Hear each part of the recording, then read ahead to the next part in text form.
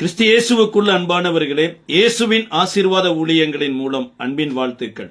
இந்த தொடர் உபவாச தியானத்துல கொலேசியருக்கு எழுதின நிருபம் 2வது அதிகாரம் 10வது வசனத்தின்படி நாம் கிறிஸ்துவுக்குள் பூரணராய் இருக்கிறோம் என்கின்ற தலைப்பின் கீழே ஒவ்வொரு நாளும் ஒவ்வொரு பூரணத்தை குறித்தும், அதாவது தேவனுடைய பூரணத்தை குறித்தும் தேவனால் பூரணராக்கப்பட்டதையும் குறித்து நாம் தியானித்து வருகிறோம். அப்படி இந்த நாளிலும் தியானத்திற்கென்று எபிரேயருக்கு எழுதின நிருபம் 5வது அதிகாரம் 14வது வசனம், பலமான ஆகாரமானது நன்மை தீமை இன்னது என்று பயிற்சியினால் பகுத்தறியத்தக்கதாக முயற்சி செய்யவும் ஞான இருதயமுள்ளவர்களாகிய பூரண வயதுள்ளவர்களுக்கே தகும்.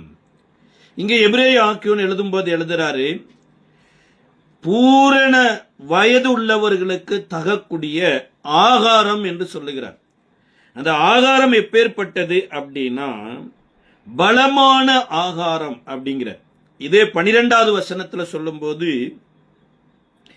காலத்தை பார்த்தால் போதகராக வேண்டிய உங்களுக்கு தேவனுடைய வாக்கியங்களின் மூல உபதேசங்களை மறுபடியும் உபதேசிக்க வேண்டியதாய் இருக்கிறது.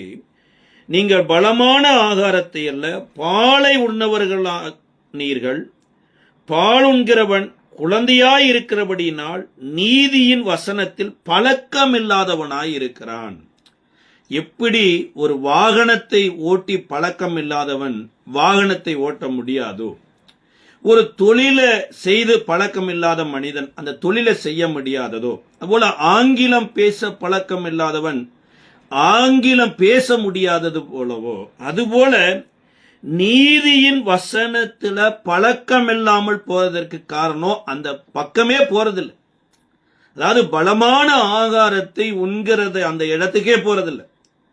வருடா வருடம் கிறிஸ்துமஸ் வருது, வருடா வருடம் ஏசப்பா பிறகுறாரு, வருடா வருடம் ஏசப்பா வளர்றாரு, வருடா வருடம் குட் ஃப்ரைடே வருது, அவரை சிலுவையில் அறையிறாங்க, வருடா வருடம் ஈஸ்டர் வருது, அவர் உயிரோடு எந்திரிச்சிடுறார். இதுதான் குழந்தைகளை போல இருக்கக்கூடிய தேவனுடைய பிள்ளைகளுடைய வாழ்க்கை. ஆனா ஏன் இவர் இந்த உலகத்துக்கு வந்தாரு, ஏன் உலகத்துல இப்பேற்பட்ட பாடுபட்டாரு, ஏன் மரித்தாரு, ஏன் உயிரோடு எழுந்தாரு, ஏன் உங்களை என்னையோ உயிரை கொடுத்து விலைக்கு வாங்கினார் என்கின்ற இந்த பலமான ஆகாரத்துல பழக்கம் இல்லாததுனால நீதியின் வசனத்துல பழக்கம் இல்லாம போயிடுறாங்க. சில நேரம் வாழ்க்கையில தேவன் ஏற்படுத்தி வைத்திருக்கிற வழிகளே அவர்களுக்கு கடினமா போய் விடுகிறது. அதாவது ஒரு ஸ்கூல்ல ஒரு எக்ஸாம் எனப்பட்டது வரும்போது சில பிள்ளைகளை கூப்பிட்டு விசாரிச்சு பாருங்க, ஏமா எக்ஸாம் எப்படிமா இருந்தது அப்படில சொல்லும், அவுட் ஆஃப் போர்ஷனுங்க, அதாவது நாங்க படித்ததே வரலைங்க அப்படின்ட்டுவாங்க. இப்ப படித்ததே வரலைன்னா ஃபாரின் சப்ஜெக்டை தூக்கிட்டு வந்துட்டாங்க. இல்ல ஃபாரின் ஸ்கூலினுடைய அந்த புஸ்தகத்தை வச்சு கொஸ்டின் எடுத்தாங்கன்னா இல்ல. இவங்க என்னன்னா படிக்க வேண்டிய காலத்துல படிக்கல, புக்கை திறக்க வேண்டிய காலத்துல திறக்கல, இவர்கள் இந்த போர்ஷனுக்கு அவுட் ஆஃப் பேக்கேஜ்ல போயிட்டாங்க. ஆனா இவங்க சொல்லுகிற காரியம் என்னன்னா, ஐயா நாங்க படிச்சது வரல. இன்னி சில பேர் பாருங்க, கொஸ்டின் ரொம்ப டஃபா இருந்தது, எல்லா கொஸ்டினுமே ரொம்ப டஃபா இருந்தது. கொஸ்டின் அதே மாதிரி ஸ்கூல்ல ஈஸியா படிக்கிற பிள்ளைகளுக்கு ஈஸியா தான் இருந்திருக்கும். அந்த பிள்ளைகளை கேட்டு பாருங்க, ரொம்ப ஈஸியா இருந்தது, கர்த்தருக்கு ஸ்தோத்திரம், நாங்க படித்தது எல்லாமே வந்துச்சு நாங்க. அப்ப அதே ஸ்கூல்ல அவுட் ஆஃப் போர்ஷன்ல இருக்கிறவங்களும் இருக்கிறாங்க, டஃப்பானவங்களும் இருக்கிறாங்க. இன்னி சொல்ல போனா இதுல ரொம்ப ஈஸி என்று சொல்லுகிறவங்களும் இருக்கிறாங்க. அதைத்தான் இங்க எபிரேய ஆக்கியோன் எழுதும்போது எழுதுறாரு, நீங்க பால் உண்கிற குழந்தைய போல இருக்கிறதுனால நீதியின் வசனத்துல பழக்கம் இல்லாமல் இருக்கிறீங்க, பலமான ஆகாரத்தை புசிக்கிறது இல்லை அப்படிங்கிறார். தேவதூதன் கூட அநேகருக்கு ஆகாரம் கொடுத்திருக்கிறார். அதுல சில பேருக்கு ஆகாரம் கொடுத்ததுக்கு அப்புறம் நடந்த சம்பவத்தை பார்த்தீங்கன்னா அவர்களுடைய வாழ்க்கை தரமே டோட்டலா மாறிடுச்சு. எலியா கூட 1 ராஜாக்களின் புஸ்தகம் 19வது அதிகாரத்துல வாழ்க்கையவே வெறுத்து இனி வாழவே கூடாது, சாகிறது மேல் என்கின்ற ஒரு நிலைமையில போய் ஒரு சூறை செடியின் கீழே படுத்துக்கிட்டு அங்க போய் ஒரு ஜெபம் பண்றார். என்ன ஜெபம் அப்படின்னா 4வது வசனத்துல, அவன் வனாந்தரத்திலே ஒரு நாள் பிரயாணம் போய் ஒரு சூரைச் செடியின் கீழ் உட்கார்ந்து, நான் சாக வேண்டும் என்று கூறி, போதும் கர்த்தாவே, என் ஆத்துமாவை எடுத்துக்கொள்ளும், நான் என் பிதாக்களை பார்க்கிலும் நல்லவன் அல்ல என்று சொல்லி ஒரு சூரைச் செடியின் கீழ் படுத்துக் கொண்டான். நல்ல ஒரு ஜெபம், அருமையான ஜெபம். என்னன்னா, ஆண்டவரே, நான் நல்லவன் இல்லை, அதனால நான் சாகணும். சார், நல்லவங்க இல்லாதவங்க எல்லாம் சாகணும்னா இந்த பூமியே வெறும் எம்டியா தான் இருக்கும். எங்கேயும் மனிதர்கள் இருக்க மாட்டாங்க, எந்த வேலையுமே நடக்காது. அப்ப இன்றைக்கு நிறைய நேரம் நம்ம எந்த நிலைமைக்கு போயிடும்னா, நல்லவங்களைத்தான் தேவன் வாழ வைக்கிறாரு, நல்லவங்க இல்லைன்னா அவங்க வாழ வைக்க மாட்டார்னு நினைக்கிறேன். அப்படி கிடையாது. தேவன் நல்லவர்கள் ஆக வேண்டும் என்று வாழ வைத்துக் கொண்டிருக்கிறார். இனி பூரணர் ஆகல. பூரணர் ஆகும்போது ஆட்டோமேட்டிக்கா தேவன் எப்படி 10 மாத கற்பம் பூரணமான போது இந்த பூமிக்கு வந்துச்சோ, அதே போல நமக்கும் தேவன் முன்குறித்த பூரண நாட்கள் முடிந்த போது இந்த பூமியை காலி பண்ணிடுவோம். நாம விரும்பி இந்த உலகத்துக்கு வரல. அதே போல நாம விரும்பினாலுமே தேவன் முன்குறித்த நாள் வந்துருச்சுன்னா பூமியில இருக்கவே முடியாது. அதே போல தேவன் முன்குறிக்காத நாள்ல நான் ஆண்டவரே முடத்துல வர்றேன்னு சொன்னா கூட தேவன் நம்மளை கூப்பிட மாட்டார். இங்க எலியாவினுடைய ஜெபத்தை பாருங்க. ஆண்டவரே, நான் நல்லவன் அல்ல, தயவு செய்து என்னை எடுத்துக்கொள்ளுங்க ஆண்டவரே என போது, ஆண்டவர் எடுத்துக்கொள்ளுகிறதற்கு பதிலா பரலோகத்திலிருந்து ஒரு தூதனை அனுப்பி, அப்பொழுது ஒரு தூதன் அவனை தட்டி எழுப்பி, எழுந்திரு, போஜனம் பண்ணு என்றான்.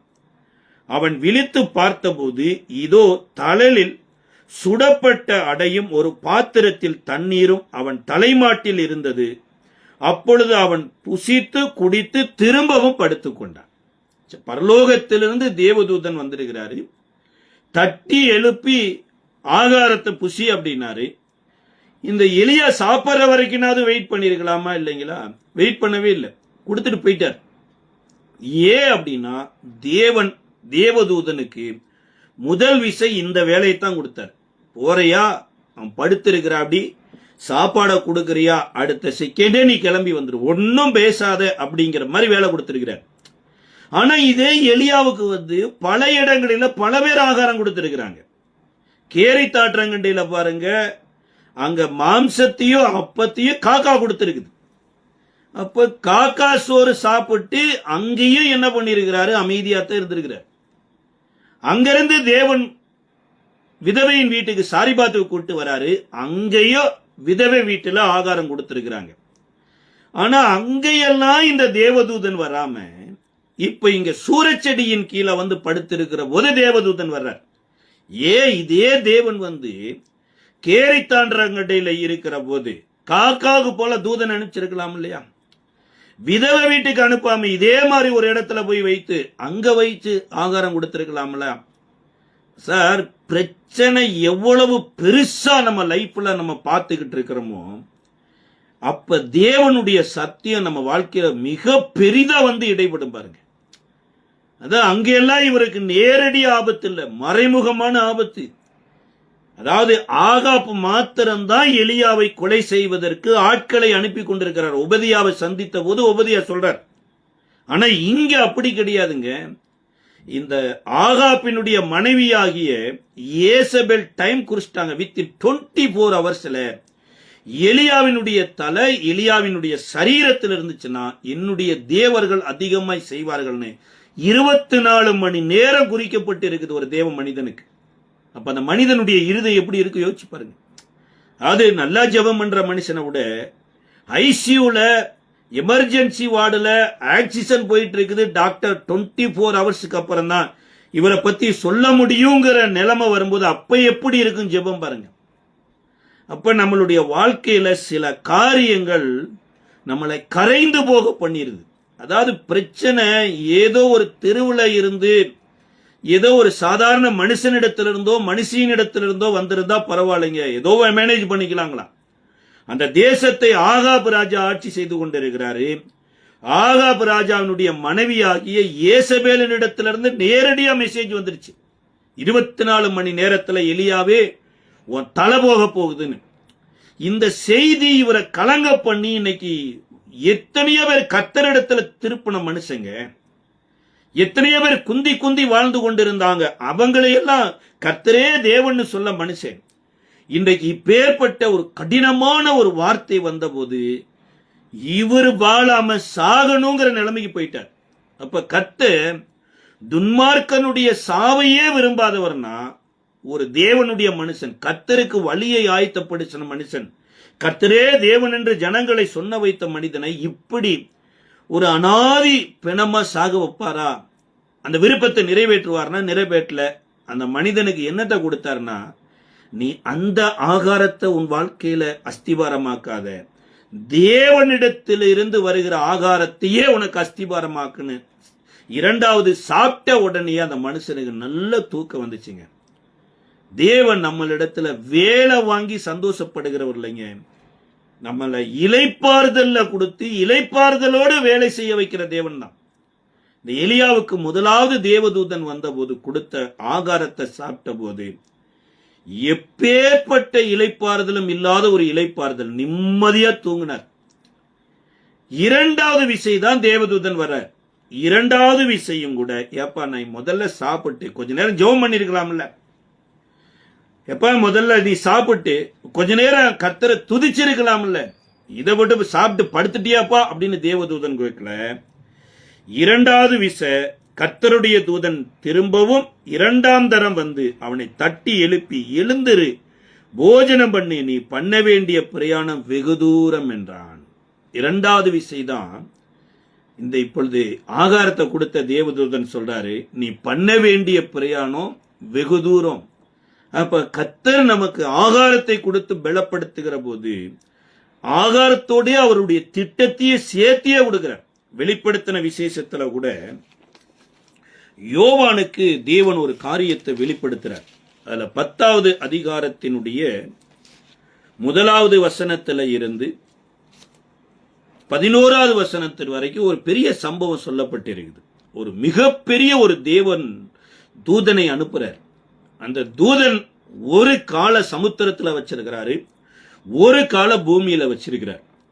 இந்த இப்படி வைத்திருக்கிற தேவனுடைய சத்தத்துல இடி மின்னல் எல்லாம் உண்டாகுது பாருங்க. இந்த மின்னல்கள்ல இருந்து 7 விதமான சத்தங்கள் உண்டானதாமா.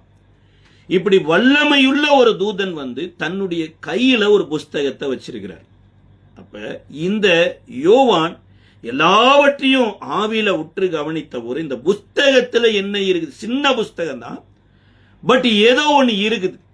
அப்ப அந்த புஸ்தகத்தில் என்ன இருக்கிறது என்று விசாரித்த போதுதான் 9வது வசனத்துல, நான் தூதனிடத்தில் போய் அந்த புஸ்தகத்தை எனக்கு தாரும் என்று கேட்டேன். அதற்கு அவன், நீ இதை வாங்கி புசி, இது உன் வயிற்றுக்கு கசப்பாயிருக்கும், ஆகிலும் உன் வாய்க்கு இது தேனை போல் மதுரமாயிருக்கும் என்றான். நான் அந்த புஸ்தகத்தை தூதனுடைய கையிலிருந்து வாங்கி அதை புசித்தேன். என் வாய்க்கு அது தேனை போல் மதுரமாயிருந்தது. நான் அதை புசித்தவுடனே என் வயிற்று கசப்பாகி விட்டது. இந்த புஸ்தகம் நம்ம சாப்பிடணுமா? யோசிச்சு பாருங்க. வாய்க்கு இனிமையா இருக்குது, வயிற்றுக்கு கசப்பா இருக்குது. அதாவது இனிமையா இருக்கிறது எல்லா பக்கம் இனிமையா இருந்தா நல்லா இருக்கும் இல்லைங்களா? ஆனா இந்த புஸ்தகம் பாருங்க, தேவனிடத்துல இருந்து வந்த தேவதூதன் கொடுத்த புஸ்தகம். வாய்க்கு இனிமையாவும் வயிற்றுக்கு கசப்பா இருந்தது தான் சொல்லப்பட்டிருக்குது. ஆனா இந்த புஸ்தகத்தை சாப்பிட்டதுக்கு அப்புறம் பாருங்க, வாழ்க்கையே மாறிடுச்சுங்க. எப்பேற்பட்ட வாழ்க்கை ஆயிடுச்சுன்னா 11வது வசனத்துல சொல்லப்பட்டிருக்குது, அப்பொழுது அவன் என்னை நோக்கி, நீ மறுபடியும் அநேக ஜனங்களையும் ஜாதிகளையும் பாசைக்காரர்களையும் ராஜாக்களையும் குறித்து தீர்க்க தரிசனம் சொல்ல வேண்டும் என்றார். அநேக ஜாதிகள், பாசைக்காரர், ராஜாக்களை குறித்து தீர்க்க தரிசனம். இந்த புஸ்தகத்தை சாப்பிட்ட உடனே நாடு நாடுக்கு டிராவல் பண்ணக்கூடிய ஓபன் திறக்குதுங்க.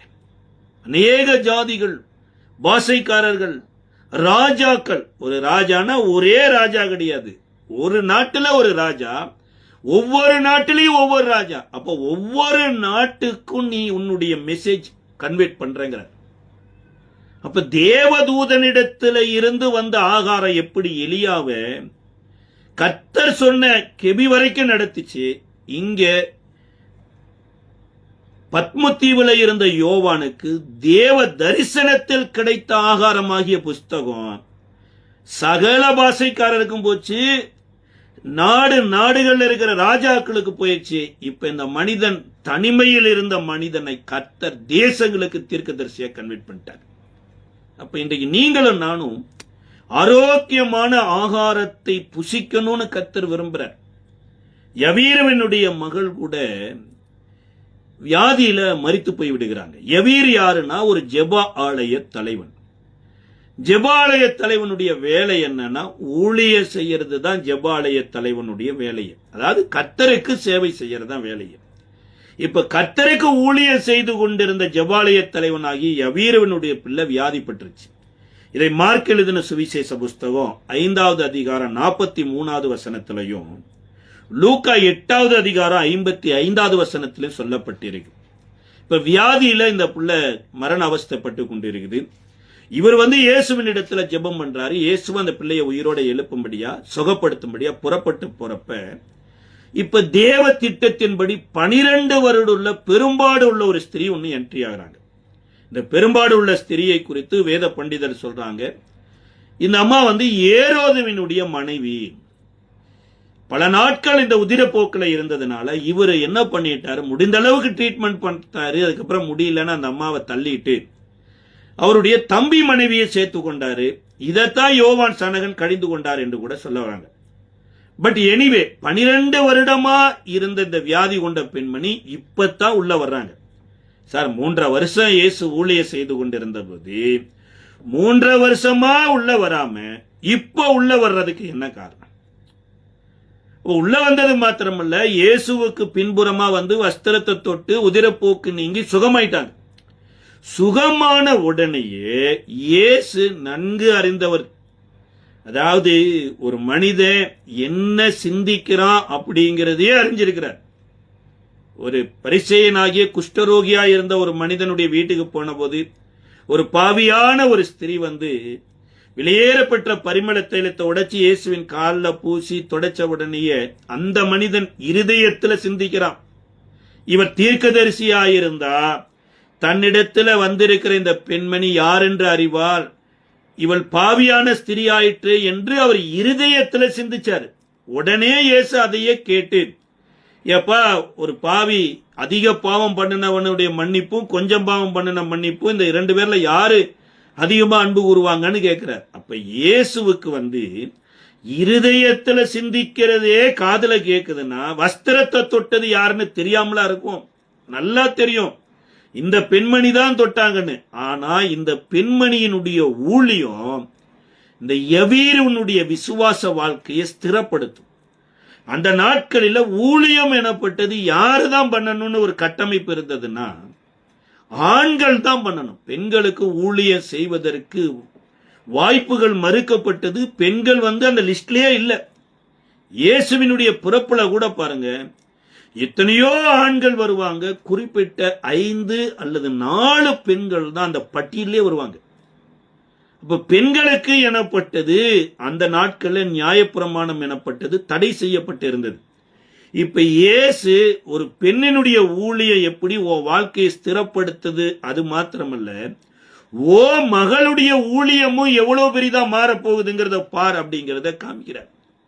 இப்ப இந்த அம்மா உண்மையெல்லாம் சொல்றாங்க, ஆண்டவரே நான் தான் உண்மை தொட்டேன், நான் 12 வருடம் போகாத மருத்துவமனை கிடையாது, பார்க்காத டாக்டர்களை கிடையாது, அநேக மருத்துவர்களின் மூலமா இன்னும் வருத்தம் தான் வந்தது, எனக்கு சுகம் வரலன்னு போது அப்பத்தான் ஆண்டவர் சொல்றாரு, மகளே உன் விசுவாசம் உன்னை ரட்சித்தது, வேதனை நீங்கி சுகமாயிரு அப்படின்னார். அப்ப வேதனை நீங்கி சுகமான ஒரு வாழ்க்கைய இந்த பெண்மணிக்கு கிடைத்தது பெண்மணிக்கு மாத்திரம் இல்லைங்க, யவீருவுக்குள்ள விசுவாசம் வருது. என்னன்னா 12 வருடம் உள்ள பெரும்பாடே நிக்குதுன்னா, என் பிள்ளைக்கு இந்த வாரத்துலதான் இந்த டிசீஸ், இப்பதான் என் பிள்ளை இந்த மரண அவஸ்தைப்படுது, அப்ப என் பிள்ளையும் கர்த்தரால சுகமாக்க முடியும்னு விசுவாசத்துல புறப்படுறாரு. வீட்டில இருந்து இன்னொரு மெசேஜ் வருது, போதகரை வருத்தப்படுத்த வேண்டாம், பிள்ளை மரித்து போய்விட்டது. அதனால என்ன பண்ணுங்க, இயேசுவை அனுப்பிச்சிட்டு நாம செய்ய வேண்டிய வேலையை செய்யலாம் வாங்க என்ற போது யவீருவினுடைய வீட்டிலிருந்து வந்த மெசேஜை யவீரு கேட்டாரோ இல்லையோங்க, இயேசு கேட்டுட்டார். இப்ப இயேசு என்ன சொல்றாருன்னா, யவீரோ பார்த்து நீ விசுவாசம் உள்ளவனாயிரு, நீ வேண்டிக் கொண்டபடியே ஆகும் அப்படிங்கிறார். இன்றைக்கு எத்தனையோ பேருடைய வாழ்க்கையில பாருங்க, அவங்க வேண்டினபடியே அவங்க வாழ்றதே கிடையாது. இயேசு ஒரு காரியத்தை செய்யணும் அப்படின்னு வேண்டுதல் செய்தத அவங்களே அந்த விசுவாசம் இல்லாம யார் யாரோ சொல்றதெல்லாம் கேட்டு, இன்னி சொல்ல போனா புதுசா யாரோ வருவாங்க. இந்த நேரத்துல வீட்டுல இருந்து ஒரு ஆள் வர்றான், வந்து சொல்லலாம், இயேசு வேண்டாம்மா, நீ வேண்டாம் பாஸ்டர், நீங்க வாங்க நம்ம போவோம், பிள்ளைய கொண்டு என்ன பண்ணலாம், பத்திரமா அடக்கம் பண்ணுவோம். சொல்ல போனா நல்ல பாக்ஸ் செய்வோம், நல்ல தெரிஞ்ச ஒரு இடத்துல சந்தன கட்டையில கூட பாக்ஸ் செய்வோம், கொண்டு போய் பிள்ளைய கொண்டு எங்க வைப்போம், சுடுகாட்டுல வைப்போம் அப்படின்னு கூப்பிட்ட உடனே யவீரு வீட்டாரின் சத்தத்துக்கு செவி கொடுக்கலைங்க, கர்த்தரின் சத்தத்துக்கு செவி கொடுத்தார். வீட்டுக்கு போற வழியில வீட்டுல அதுக்குள்ள எல்லா வேலையும் ரெடி ஆயிடுச்சு. சார் குழி தோன்றதுக்கு ஆட்கள் வந்தாச்சு, பாக்ஸ் செய்யறதுக்கு ஆட்கள் வந்தாச்சு, இன்னும் கொயர்ல பாட்டு பாடி பாடி எடுத்துட்டு போறதுக்கு எல்லாம் வந்தாச்சு. வீட்டுல அழுது கொண்டு இருக்கிறாங்க. இப்ப அழுது கொண்டு இருக்கிற போது இயேசு சொல்றாரு, பிள்ளை மரிக்கவில்லை, நித்திரையாய் இருக்கிறாள் என்ற போது உடனே அழுதவங்க எல்லாம் சிரிக்கிறாங்க. இவர்களை எல்லாம் இயேசு அப்புறப்படுத்திட்டு இப்ப வீட்டுக்குள்ள பேதுரு, யாக்கோபு, யோவான், யாவீருடைய மனைவி, இந்த மக்களோடு உள்ள போய் தான் இயேசு அங்க சொல்லப்பட்ட வார்த்தை ஒரு வேதாகமத்துல தலித்தாகுமி, சிறு பெண்ணே எழுந்திரே அப்படின்னு சொன்னதாக சொல்லப்பட்டிருக்கு. லூக்கால சிறு பிள்ளையே எழுந்திருன்னு மாத்திரம் சொல்லப்பட்டிருக்கு. ஆனா அமெரிக்க நியூ டிரான்ஸ்லேஷன்ல சொல்லப்பட்டிருக்குது, வேலைக்காரியே எழுந்திரு அப்படின்னாராம். வேலைக்காரினா என்ன? என்னுடைய வேலைக்காக நான் உன்னை எழுப்புறேன், எழுந்திருங்கிறார். எப்பேற்பட்ட தேவன் பாருங்க. இதுவரைக்கும் இந்த புள்ள எதுக்காக பிறந்தது, எதுக்காக வளர்ந்துட்டு இருக்குன்னு தெரியல.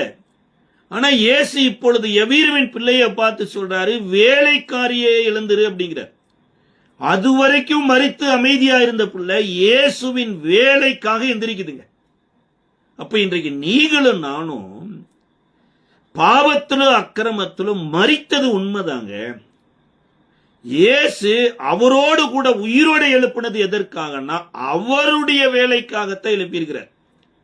யவீருவின் பிள்ளைய சிறு பெண்ணே எழுந்திருங்கிறத விட இந்த மொழிபெயர்ப்பு தெளிவா சொல்லுது.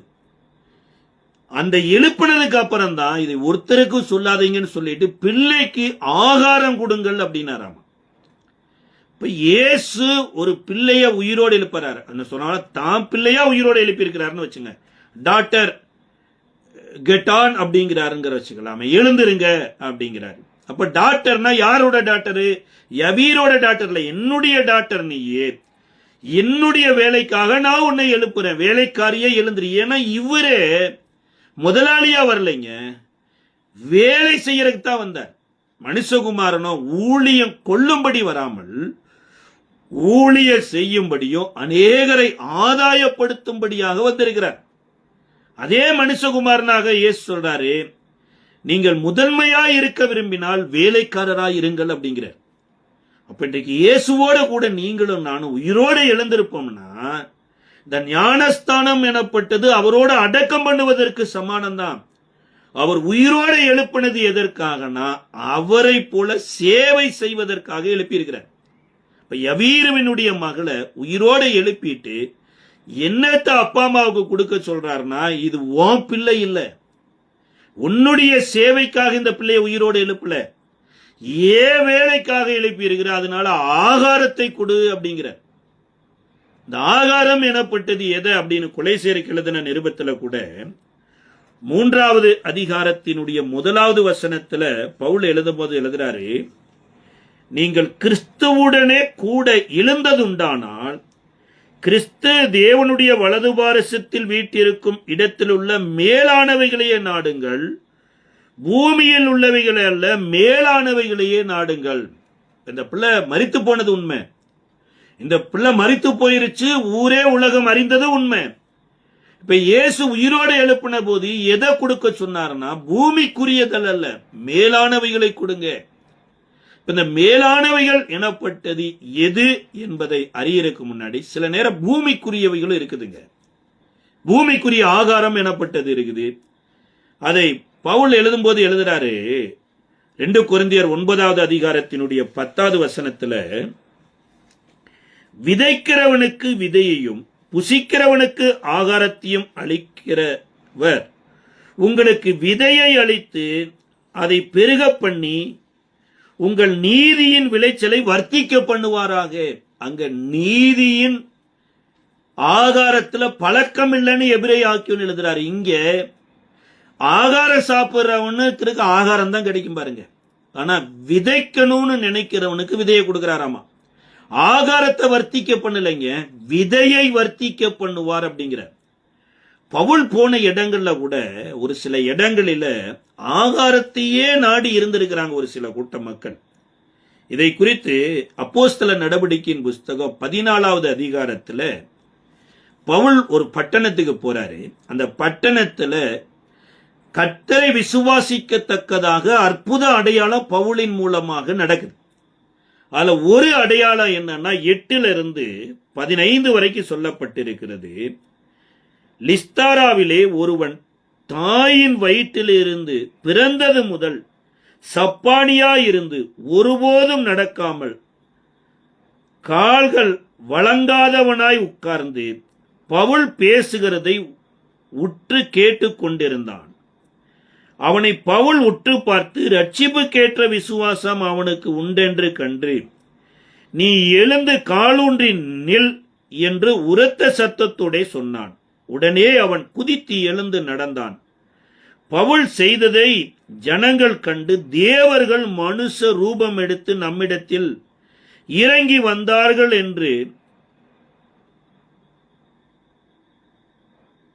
லிக்கோனியா பாஷையிலே சத்தமிட்டு சொல்லி பர்னபாவை யூபித்தர் என்றும் பவுல் பிரசங்கித்ததை நடப்பித்தபடியினால் அவனை மெர்க்குரி என்றும் சொன்னார்கள். இங்க ஒரு மிகப்பெரிய ஒரு ரிவைவல் மாதிரி ஒரு சம்பவம் நடக்குது. என்ன ரிவைவல்னா, பிறந்த நாளிலிருந்து வாலிபனான வயது வரைக்கும் இருக்கக்கூடிய ஒரு மனிதன் சப்பானியா இருக்கிறான். ஊருக்கே தெரியுது இந்த வாலிபன் சப்பானின்னு. இப்ப பவுல் பிரசங்கம் பண்ணிக்கிட்டு இருக்கும் போது இவனுக்குள்ள ஒரு விசுவாசம் இருக்குன்னு உற்று பார்த்து இவனை எழுந்த நடன போது அவன் எந்திரிச்சு நடக்க ஆரம்பிச்சுட்டான்.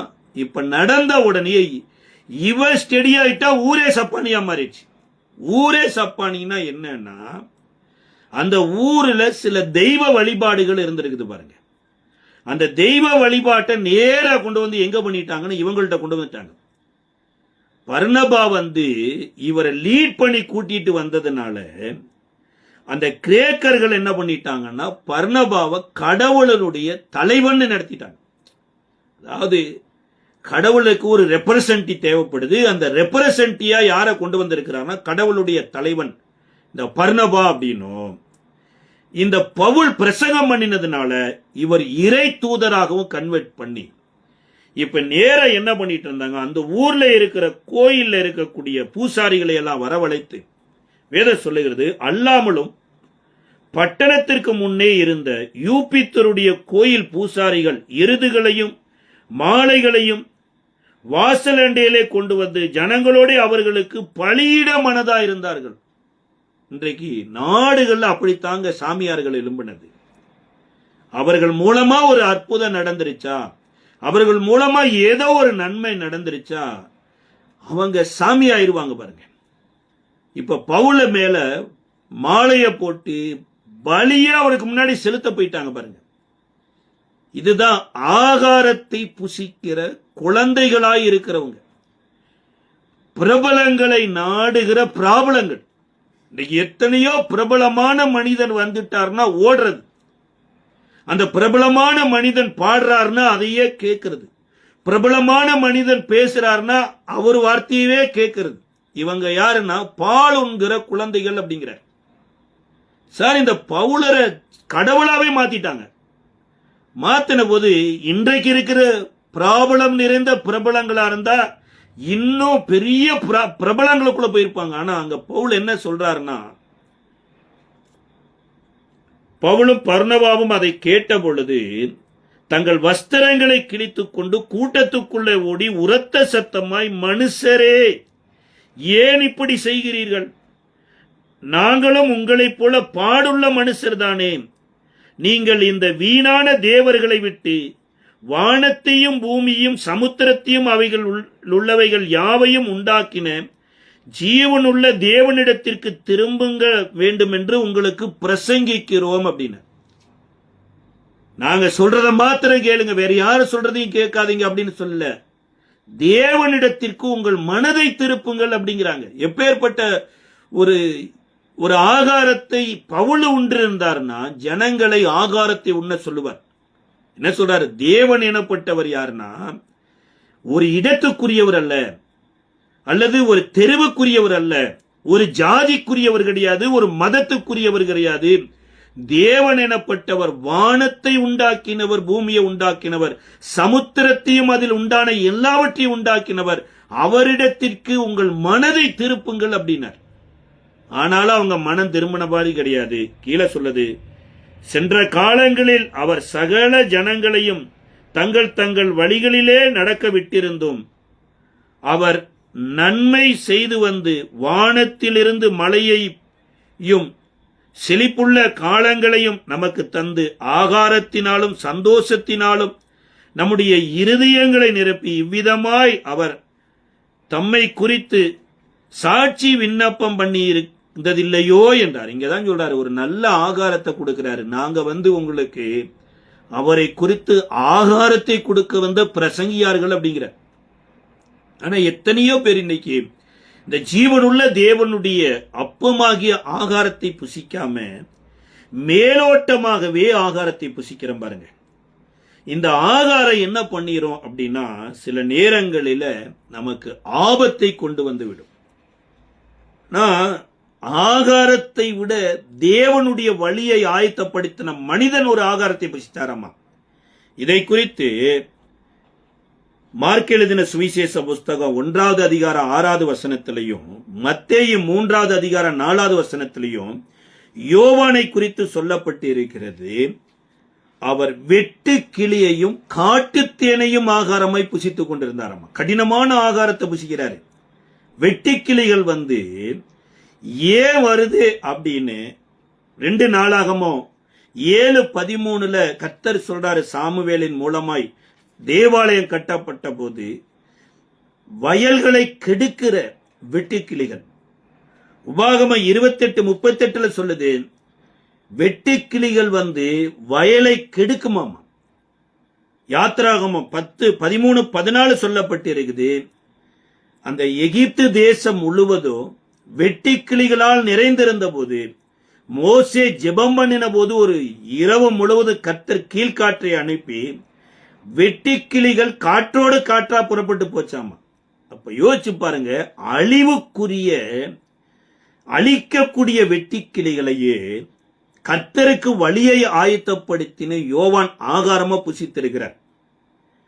ஆகாரம் இல்ல அப்படிங்கிற ஒரு நிலைமை நம்ம வாழ்க்கையில வரும்போது எதையோ ஆகாரமாக்கிடுவோம். ஆனா விதையா நம்ம ஆகாரமா புசிக்கணும் அப்படிங்கிற.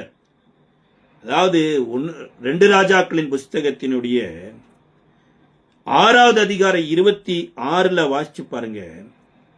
அங்க 2 பெண்கள் குழந்தைகளையே ஆகாரமா சாப்பிட ஆரம்பிச்சிட்டாங்க பாருங்க. அது மாத்திரமல்ல, எகிப்து தேசத்துல ஆகாரம் இருக்குதுன்னு கேள்விப்பட்டுத்தான் பல தேசத்துல இருக்கிற மக்கள் அங்க வந்தாங்க. 1 ராஜாக்கள் 25வது அதிகாரத்தினுடைய 3வது வசனத்துல கூட 1 ராஜாக்களின் புஸ்தகம் 25ஆம் அதிகாரம் 3வது வசனத்துல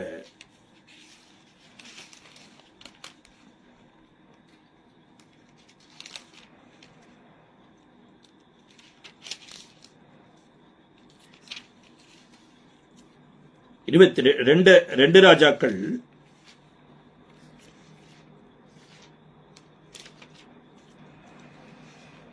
25வது அதிகாரம் 3வது வசனத்துல 4ஆம் மாதம் 9ஆம் தேதியிலே பஞ்சம் அந்நகரத்திலே அதிகரித்து தேசத்தின் ஜனத்திற்கு ஆகாரம் இல்லாமல் போயிட்டு நகரத்தின் மதிலும் திறப்பு கண்டது. யோசிச்சு பாருங்க, ஒரு ஆகாரம் இல்லை அப்படிங்கும்போது திறப்பே கண்டோம். தானியேல் கூட ராஜாவினுடைய ஆகாரத்தினால தன்னை தீட்டுப்படுத்தாதபடி தீர்மானம் பண்ணியிருந்தாராம்.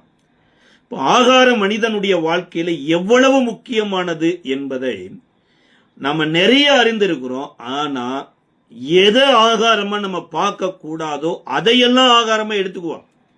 ஆனா எதை முக்கியமானதோ அதெல்லாம் விட்டுருவோம் பாருங்க.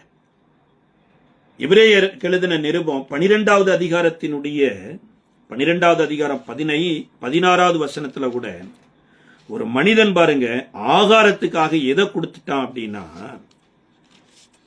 12வது அதிகாரத்தில் அதுக்கப்புறம் அந்த மனிதன் எவ்வளவு அழுதும் புலம்பியும் மனமாறுதலை காணாமல் போனான் என்று சொல்லப்பட்டிருக்கிறது. 16வது வசனத்துல 12வது அதிகாரம் 16வது வசனத்துல ஒருவனும் வேசி கள்ளனாகவும் ஒருவேளை போஜனத்திற்காக தன் சேஷ்டபுத்திர பாகத்தை விற்று போட்ட ஏசாவை போல சீர்கெட்டவனாகவும் இராதபடி எச்சரிக்கையாயிருங்கள். ஏனென்றால் பிற்பாடு அவன் ஆசீர்வாதத்தை சுதந்திரித்துக் கொள்ள விரும்பியும் ஆகாதவன் என்று தள்ளப்பட்டதை அறிவீர்கள். அவன் கண்ணீர் விட்டு கவலையோடு தேடியும் மனமாறுதலை காணாமல் போனான். இந்த ஏசாவினுடைய தேவை என்ன, ஏசா எதை தேவையாக தெரிந்திருக்கணும் அப்படிங்கிறது தெரியாமலேயே அவன் எதை கொடுத்து எதை வாங்கிட்டான் அப்படின்னா சேஷ்டபுத்திர பாகத்தை கொடுத்துட்டு அன்றைக்கு யாக்கோபு சமைத்து வைத்த கூளை வாங்கி கொண்டானாம். இதை குறித்து ஆதியாம புஸ்தகம் 25வது அதிகாரத்தினுடைய 29வது வசனத்துல 27ல இருந்து வாசிக்கலாம். இந்த பிள்ளைகள் பெரியவர்களான போது ஏசா வேட்டையில் வல்லவனும் வனசஞ்சரியுமாயிருந்தான். யாக்கோபு குணசாலியும் கூடாரவாசியுமாயிருந்தான். ஏசா வேட்டையாடி கொண்டு வருகிறது ஈசாக்கினுடைய வாய்க்கு ருசிகரமாயிருந்ததினாலே ஏசாவின் மேல் பட்சமாயிருந்தான். ரெபேக்காலோ யாக்கோபின் மேல் பட்சமாயிருந்தால். ஒரு நாள் ஏசா வெளியிருந்து களைத்து வந்தபோது யாக்கோபு கூழ் சமைத்துக் கொண்டிருந்தான். அப்பொழுது ஏசா யாக்கோபை நோக்கி, அந்த சிவப்பான கூழிலே நான் சாப்பிட கொஞ்சம் தா, நான் இளைத்திருக்கிறேன் என்றான். இதனாலே அவனும் ஏதோம் என்கின்ற பேர் உண்டாயிற்று. அப்பொழுது யாக்கோபு, உன் சேஷ்டபுத்திர பாகத்தை இன்று எனக்கு விற்று போடு என்றான். அதற்கு ஏசா, இதோ நான் சாகப் போகிறேனே, இந்த சேஷ்டபுத்திர பாகம் எனக்கு என்னத்திற்கு என்றான். அப்பொழுது யாக்கோபு, இன்று எனக்கு ஆணை இட்டு கொடு என்றான். அவன் யாக்கோபுக்கு ஆணையிட்டு தன் சேஷ்டபுத்திர பாகத்தை அவனுக்கு விற்று போட்டான். இங்க வேதம் சொல்லுகிறது, சேஷ்டபுத்திர பாகத்தை வச்சு நான் என்ன உயிரா வாழ போறேன், அதனால இந்த சேஷ்டபுத்திர பாகம் எனத்துக்கு என்று இதை முதலாவது அற்பமா நினைத்தான். இரண்டாவது தான் அதை விற்றும் போட்டுட்டான். விட்டுட்டு ஒரு கூளை வாங்கி கொண்டான் என்று சொல்லப்பட்டிருக்கிறது. அப்ப இன்றைக்கு ஆண்டவர் நமக்கு கொடுத்திருக்கிற உரிமை எனப்பட்டது ஒன்று இருக்குது. அப்ப கர்த்தருடைய பிள்ளைகளுக்கு கொடுத்திருக்கிற உரிமையினுடைய மகத்துவத்தை அறியல அப்படின்னா கட்டாயம் எதையோ நம்ம உரிமையா எடுத்துக்கொள்வோம் பாருங்க. அன்றைக்கு கர்த்தர் கூட மனிதனை ஏதேன் தோட்டத்துக்குள்ள கொண்டு வருவதற்கு முன்னமே மனிதனுக்கு தேவையான ஏகப்பட்ட ஆகாரத்தை விளைவிக்கிற விருட்சங்களை உண்டாக்கினாராம். அந்த மனிதன் எனப்பட்டவன் எல்லா ஆகாரத்தையும் புசிக்கலாம், எல்லா விருட்சத்தையும் புசிக்கலாம். ஆனா நன்மை தீமை அறியத்தக்க விருட்சத்தின் கனியை புசிக்க கூடாது. அதை புசிக்கும் நாளில தான் சாகவே சாவாயின்றார். அப்ப கர்த்தர் பலமுள்ள ஆகாரம் அத்தனையும் ஏதேன் தோட்டத்தில் இருக்குதுங்க. பலவீனப்படுத்துகிற ஒரே ஒரு ஆகாரம் எதுன்னா இந்த நன்மை தீமை அறியத்தக்க விருட்சத்தின் கனிதான்.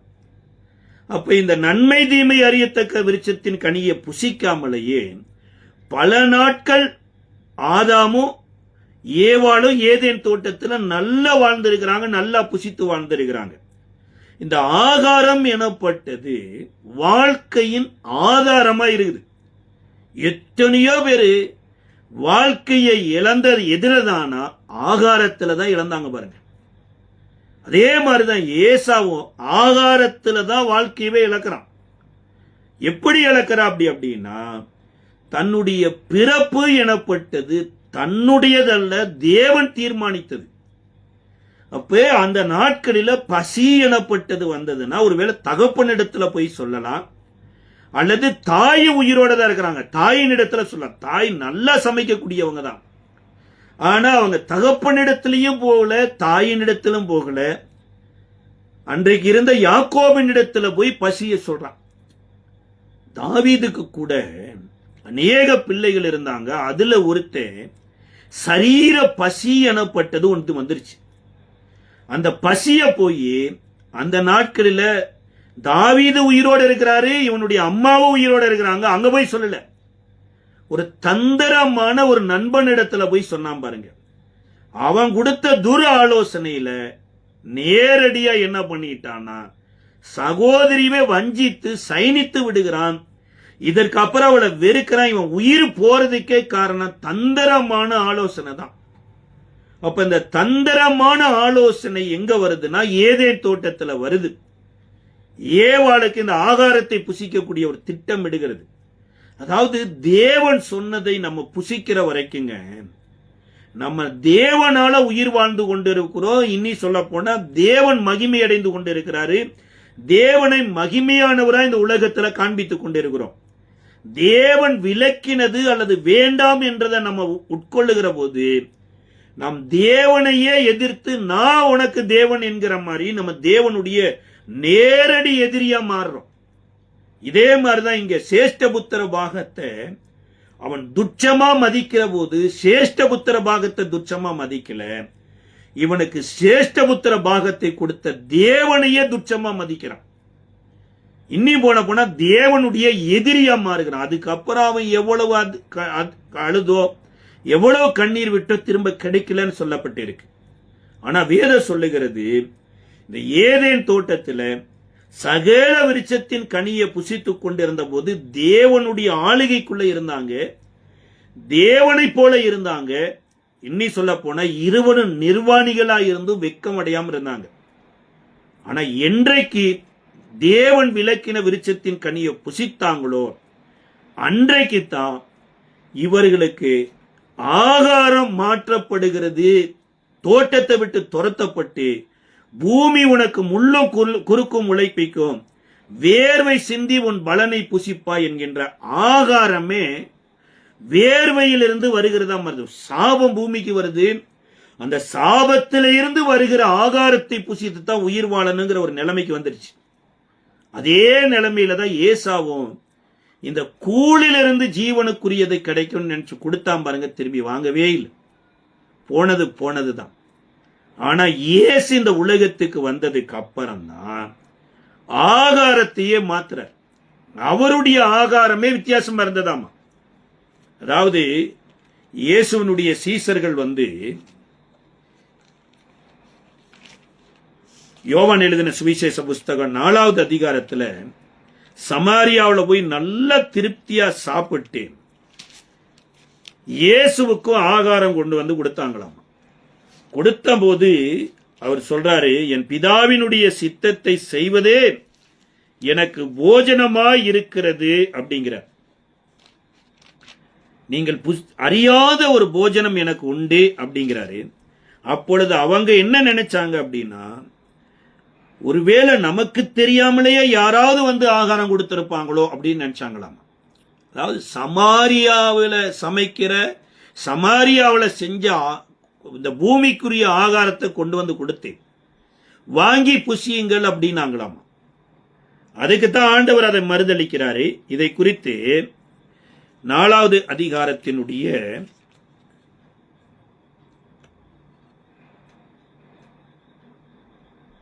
31, 32ல இப்படி நடக்கையில் சீசர்கள் அவரை நோக்கி, ரபி, போஜனம் பண்ணும் என்று வேண்டிக் கொண்டார்கள். அதற்கு அவர், நான் புசிக்கிறதற்கு நீங்கள் அறியாத ஒரு போஜனம் எனக்கு உண்டு என்றார். அப்பொழுது சீசர்கள் ஒருவரை ஒருவர் பார்த்து, யாராவது அவருக்கு போஜனம் கொடுத்திருப்பார்களோ என்றார்கள்.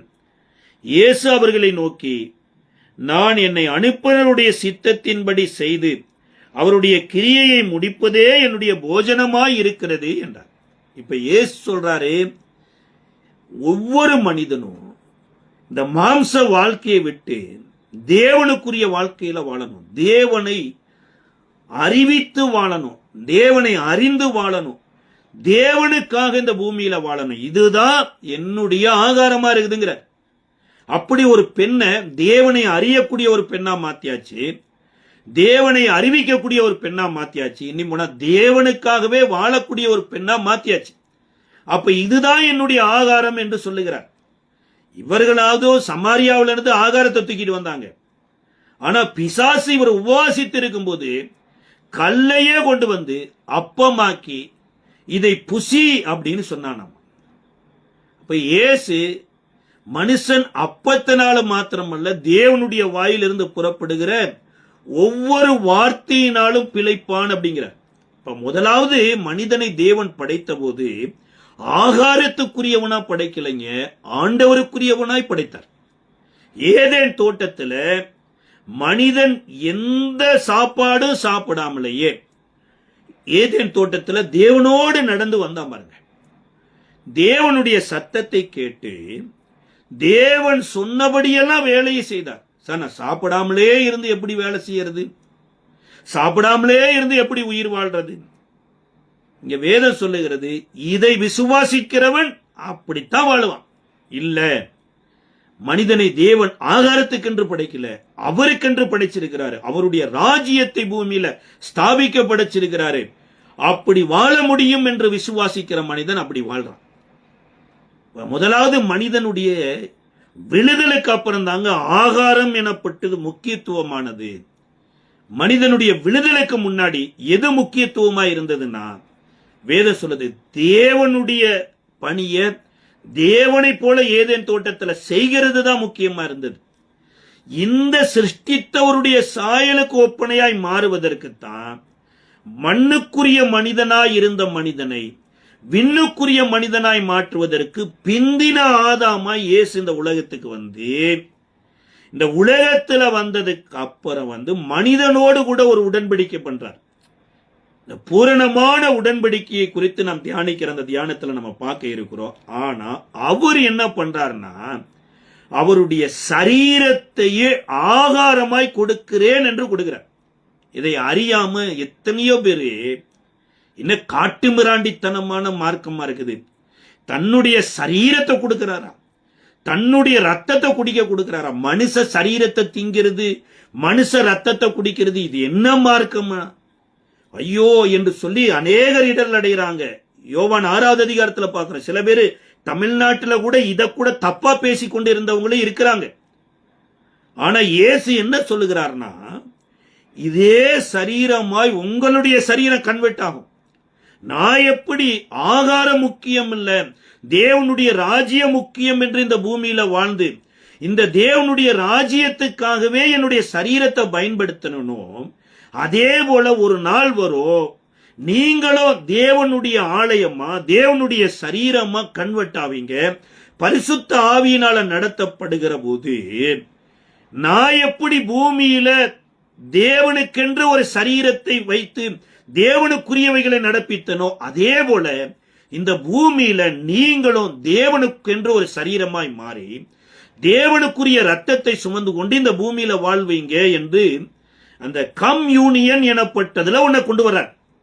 இதை குறித்து தான் லூக்கா எழுதின சுவிசேஷ புஸ்தகத்தினுடைய 22வது அதிகாரம் 19வது வசனத்திலையும், மத்தேயு எழுதின சுவிசேஷ புஸ்தகம் 26வது அதிகாரத்திலையும், மார்க் 14வது அதிகாரத்திலையும் இந்த கம்யூனியன் எனப்பட்ட ராபோஜனத்தை கொண்டு வர்றார்.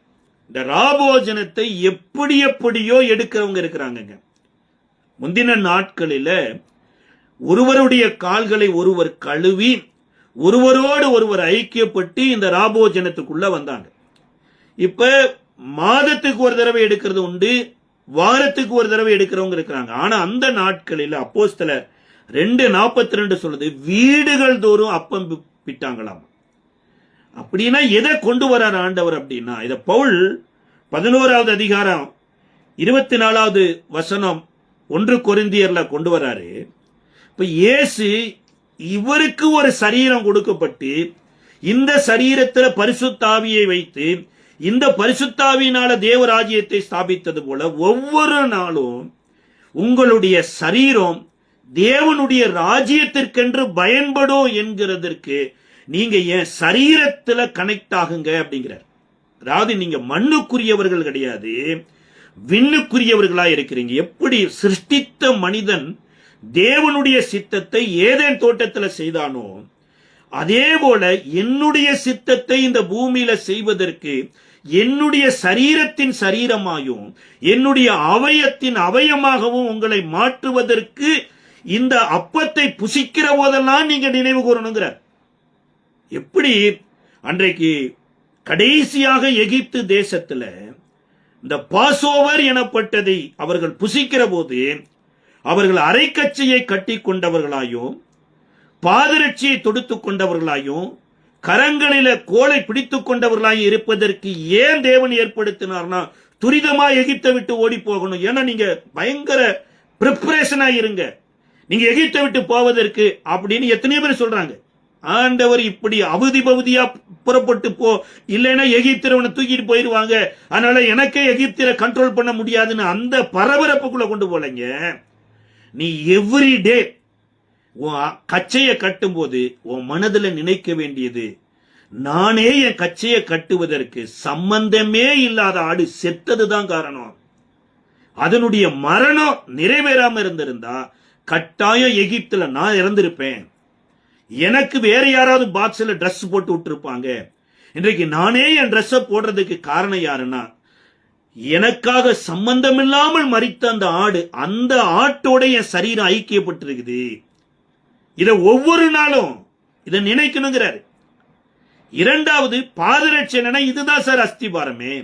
நான் உயிர் வாழ்வதற்கு காரணமே சம்பந்தமே இல்லாத ஆடு உயிரை கொடுத்ததுனாலதான் என்கிறார். அன்றைக்கு ஈசாக்கு கூட ஆடு பலி செலுத்தினதுக்கு அப்புறம் தாங்க ஆதியாகமம் 22 சொல்லப்பட்டிருக்குது, நிச்சயமாகவே நான் உன்னை ஆசீர்வதித்து உன்னை பெருகவே பெருக பண்ணுவேன் என்று கர்த்தர் சொன்னார். இந்த காரியம் நடந்த பின்பு, இந்த காரியம் ஈசாக்குக்காக ஒரு ஆடு பலியானதுக்கு அப்புறம், இப்ப ஆட்டின் மூலமா ஈசாக்கு விடுதலையானதுக்கு அப்புறம் தான் இந்த ஆசீர்வாதமே வருது. அப்ப இங்க இயேசு எதை கொண்டு வர்றாருன்னா, நீ ஒவ்வொரு நாளும் ஆகாரம் புசிக்கிறது எதற்காகனா எனக்காக. நீ இந்த ஆகாரத்துல கைய வைக்கிற போது எதை நினைக்கணும்னா, நான் உனக்கு மரித்ததுனாலதான் நீ ஆகாரத்தை புசிக்கிற. இப்ப என்னன்னா, நீ இந்த அப்பம் பிக்கிற போதெல்லாம் மனசுல நினைக்கணும், இயேசுவினாலதான் நான் உயிர் வாழ்கிறேன். இன்னி சொல்ல போனா இயேசுவின் ராஜ்யத்துக்காக தான் உயிர் வாழ்கிறேன். இதனாலதான் அந்த எகிப்திலிருந்து விடுதலையாய் வந்த மக்களுடைய வஸ்திரம் பழமையாய் போகவும் இல்லை, பாதரட்சை தேய்ந்து போகவும் இல்லை என்கிறார். அப்ப இன்றைக்கு இயேசுனுடைய கம்யூனியன்ல நம்ம வந்தோங்கிறது முக்கியம் இல்லைங்க, சபையோடு கூட ஐக்கியப்பட்டங்கிறது முக்கியம் இல்லை. நம்ம சபையில மாத்திரம் ஐக்கியப்பட்டா போதுமா? வார வாரம் கர்த்தருடைய மக்களோட ஐக்கியப்பட்டு ஆராதனை பண்ணா போதுமா? அதுக்குள்ள இருந்து எங்களுடைய ஐக்கியம் பிதாவோடு குமாரனோடு பரிசுத்தாவியோடு இருக்குதுங்கிறதுக்கு என்னன்னா, நாங்கள் இந்த பூமியில வாழ்றது தேவ ராஜ்யத்திற்காக வாழ்றோம். நாங்க பாவத்துக்குரியவர்களா இருந்தோம், நாங்க மரணத்துக்குரியவர்களா இருந்தோம். சம்பந்தமே இல்லாத ஆடு எகிப்துல மரித்தது போல உலகத்தின் பாவத்தை சுமந்து திட்ட தேவ ஆட்டுக்குட்டி மரித்ததுனாலதான், இதை விசுவாசிக்கிறதுனாலதான் சமுத்திரம் என்கின்ற ஞானஸ்தானத்திலிருந்து எகிப்தை விட்டு விடுதலையானது போல நாம் மரித்து இந்த இயேசு உயிரோடு வாழ்கிறார் என்பதற்கு அடையாளமா அந்த ஞானஸ்தானத்துக்குள்ள உள்ள போய் அவருக்குள்ள நான் உயிர் வாழ்ந்து கொண்டே இருக்கிறேன். எப்படி எவீருவினுடைய பிள்ளைய வேலைக்காரியே எழுந்திரு என்று இயேசு கூப்பிட்டாராம். அப்ப இன்றைக்கு யாருடைய வேலைக்காரியா? யவீருக்கு வேலைக்காரி இல்ல. அல்லது அங்க இருக்கிற சபைக்கு வேலைக்காரி இல்ல. அந்த நாட்கள சபையில பெண்கள் வேலை செய்ய முடியாது. ஆனா யவீருவனுடைய பிள்ளை வியாதி வச்சது தாங்க யவீருக்கு வேலையே வச்சது. இந்த வியாதியின் யவீருவனுடைய பிள்ளைக்கு வேலை வரலனா யவீரு இயேசுவின் இடத்திலே வந்திருக்க மாட்டார். 12 வருடம் உள்ள பெரும்பாடு உள்ள ஒரு ஸ்திரீ சுகமாகல அப்படின்னா யவீருவுக்கு விசுவாசம் என்கின்ற வேலையே வந்திருக்காது. அப்ப பெண்களும் தேவனுடைய வேலையில இருக்கிறாங்க என்பதை தேவன் அறிவிக்கிறதற்கு யவீரு வீட்டில் ஆரம்பிச்சு சொல்றாரு, வேலைக்காரிய அதாவது அமெரிக்க நியூ டிரான்ஸ்லேஷன்ல அது சொல்லப்பட்டிருக்குது, பணிவிடைக்காரியே எழுந்திருந்தார். மேட் மீ கெட் ஆன், நீங்க வேலை செய்வதற்கு எழுப்பி இருக்கிறாங்கிறார். அப்ப இந்த பெண்ணை யாருக்கு வேலை செய்வதற்கு இயேசு எழுப்பினார்னா தனக்கு வேலை செய்வதற்கு. இந்த பிள்ளை மரணமே இயேசுவுக்கு வேலையை கொண்டு வந்துருச்சுன்னா இந்த பிள்ளை உயிரோடு எழுந்திருச்சது இயேசுவுக்கு எவ்வளவு வேலை நடந்திருக்கும். அந்த பிள்ளையினுடைய பெயர் சொல்லப்படல. ஆனா அந்த பிள்ளை இந்த வேலை செய்வதற்கு இந்த பிள்ளைக்கு ஆகாரம் கொடுங்கள் அப்படிங்கிறார். அதனாலதான் எபிரேய ஆக்கியோன் எழுதும் போது எழுதுறாரு 5வது அதிகாரத்துல, நீங்க பாலுண்கிற குழந்தையாய் இருக்கிறதுனால நீதியின் வசனத்துல பழக்கம் இல்லாமல் இருக்கிறீங்க. பலமான ஆகாரத்தை புசிக்கிறவங்களுக்கு அது ஒரு பயிற்சியை கொடுக்குதுங்கிற. இப்ப பலமான ஆகாரங்கிறது எதை ஆண்டவர் சொல்றாருன்னா அவருடைய சரீரத்துல நம்ம சரீரமா மாறி அவருடைய ஆவியை நம்ம உள்வாங்கி அவர் எப்படி பிதாவின் சித்தத்தை செய்து இந்த பூமியில உங்களுக்கு எனக்கு மாதிரியை காண்பித்தாரோ அதே போல அவருடைய விருப்பத்தை நிறைவேற்றுகிறதற்கு தான் இந்த சரீரம். ஆனா எத்தனையோ நாட்கள் பாருங்க நம்ம சரீரத்தின் ஆசைகளை நிறைவேற்றுவதற்கு தான் அவரிடத்துல போகிறோம். காரணம் என்னன்னா இந்த ஏசாவை போல நமக்கு கிடைச்ச மேன்மையின் மகிமை இன்னதென்று தெரியல. அவன் முதலாவது பிறந்ததே தேவனுடைய கிருபை. சேஷ்ட புத்திரம் எனப்பட்டது இவன் சம்பாதிச்சது இல்லைங்க. இவன் சம்பாதிச்சதுன்னா இவன் கொடுக்கலாங்க, அல்லது இவங்க அப்பா சம்பாதிச்சதுன்னா கொடுக்கலாங்க. சேஷ்ட புத்திர பாகம் என்கிறது தேவன் கொடுத்தது. அப்ப இந்த பூமியில முதலாவது பிறக்க வைத்தது தேவன். அந்த மேன்மையும் மகிமையும் அறியாம ஒரு சாதாரண கூழுக்காக அவன் சேஷ்டபுத்திர பாகத்தை வித்து போட்டதுக்கு அப்புறம் அதைத்தான் எபிரேய ஆக்கியோன் 12:16 சொல்றாரு, அவன் திரும்ப எவ்வளவு அழுது கண்ணீர் விட்டும் கூட அந்த ஜெனரேஷன்ல இயேசு வரவே இல்லை. சேஷ்டபுத்திர பாகத்தை வாங்கினார் பாருங்க யாக்கோபு, அவருடைய ஜெனரேஷன்ல தான் யூதா வர்றாரு. யூதாவில இருந்து ஆபிரகாமனுடைய அந்த ஜெனரேஷன் லிஸ்ட்ல இயேசுவே வர்றார். அப்ப இன்றைக்கு இயேசு இந்த உலகத்துல வரணுமா இருந்தா நம்மளுடைய சரீர ஆசை இச்சை நிறைவேறுவதற்காக தேவனிடத்துல போகாம தேவன் நமக்கு அந்த சரீரத்தில் ஐக்கியப்படுத்தி இருக்கிறார். இதை அறியாமத்தான் அநேகர் கர்த்தருடைய பந்தியில் ஐக்கியப்பட்டு பலவீனமா போயிடுறாங்க. சில பேர் வியாதிப்பட்டு மரித்தும் போய்விடுகிறார்கள் என்று பவுல் எழுதுறார். இந்த சரீரத்தை தான் பவுல் சுமந்து கொண்டு போனாராமா. இந்த சரீரத்துல தான் அந்த மண்பாண்டத்துக்குள்ள மகிமையின் பொக்கிஷத்தை வைத்திருக்கிறாங்கிறார். அப்ப நீங்களும் நானும் ஒவ்வொரு நாளும் எந்த ஆகாரத்தை புசிக்கிறோம்? இயேசு சீசர்களை பார்த்து சொல்றார், இப்பொழுது பசியா இருக்கிற நீங்கள் பாக்கியவான்கள், திருப்தி அடைவீர்கள். எதுல பசியா இருந்தாங்க? பசியா இருந்தாங்கன்னா நல்லா ஹோட்டல்ல போய் சாப்பிட்டு இருக்கலாம்ல. எதுல பசியா இருந்தாங்கன்னா அவருக்கு முன்னாடி அவருடைய வசனத்தை கேட்கிறதுல பசியா இருந்தாங்க. இது நிறைவேறிடுச்சா அப்படின்னா கட்டாயம் நிறைவேறிடுச்சு.